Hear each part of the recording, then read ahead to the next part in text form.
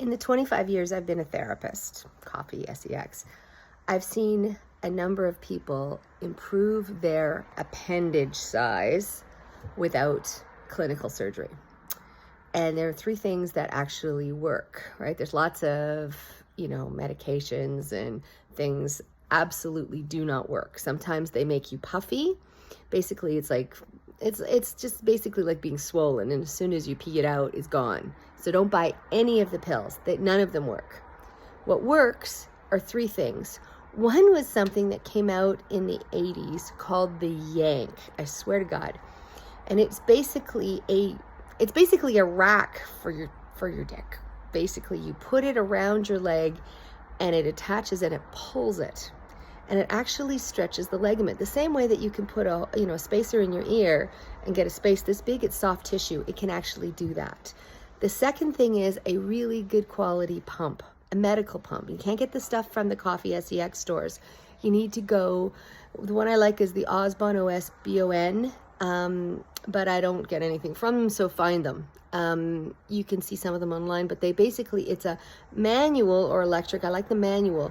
Draws blood into those small blood vessels and actually increases again, stretches. I watched my son's teeth move in bone with braces. You can move soft tissue pretty quickly, and it'll give you about an extra about an inch. Some people 3/4 of an inch, some people 1.25 inches. You can figure it out. The last thing besides, some manscaping, because if you trim the hedge, the bush looks higher, the fence looks higher, like trim it. A little bit of sort of in-office lipo right around there to get rid of the fat deposits actually makes you look bigger. So it's not surgery. Surgery involves, $20,000 going to a plastic surgeon, and what they do is they slice on both sides and pull out the ligament because you've got quite a bit inside. The problem with that is it makes you floppy because you need that base.